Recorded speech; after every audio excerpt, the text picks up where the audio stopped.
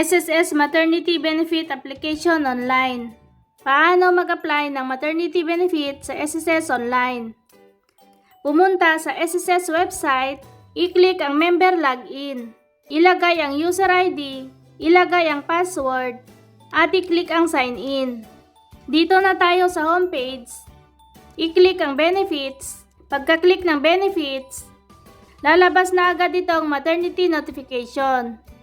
Ngayon, i-click ulit ang Benefits at i-click ang Apply for Maternity Benefit. Dito na tayo sa Maternity Benefit Application. Makikita dito ang mga contact details, kagaya ng email address, mobile number, at yung disbursement account number. Kapag updated naman na ang contact details, sa baba, i-click ang Proceed. Kailangan natin ilagay ang date of delivery or miscarriage. Ilagay ang date kung kailan nanganak o kaya kung kailan nakunan. Iset lang ang date. Dito sa number of pregnancies, ilagay lang kung ilang beses kayo nabuntis. Pagkatapos, i-click ang Proceed. Dito sa type of delivery, mamili kayo kung live childbirth, miscarriage, stillbirth, or fetal death. Kung ang pipiliin ay live childbirth, i-click lang yung bilog sa live childbirth.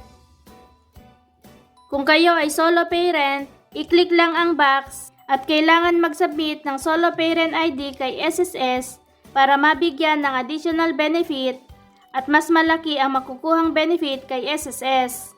Kung with allocated leave credits, number of allocated leave credits, halimbawa, employed yung asawa o partner, pwede kayong makapagbigay ng 1 araw hanggang 7 araw para makapag-leave ang asawa o partner. Yung kampanya ang magbabayad sa asawa o partner at yung SSS maternity benefit ay mabawasan. Dito naman sa disbursement account, piliin kung alin dyan ang gagamitin o kung saan nyo gusto ihulog ni SSS ang perang makukuha sa maternity benefit. Pag okay naman na, i-click ang Proceed.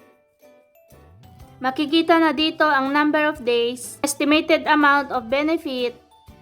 May note dito, estimated amount of benefit is not yet final. Maaaring mabago ang estimated amount na nakikita natin ngayon.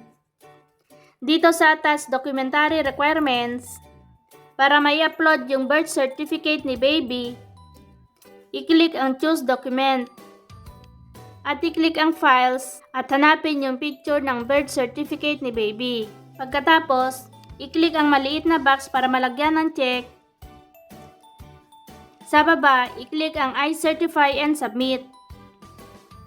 At lalabas na itong You have successfully submitted your maternity benefit application to SSS. Nandyan na rin ang transaction number. Ngayon, dahil nakapag-submit na tayo ng maternity benefit application, may matatanggap tayong email ni SSS at maghintay pa tayo ng isa pang email na kung saan doon malalaman kung approve o rejected ang application natin sa SSS maternity benefit.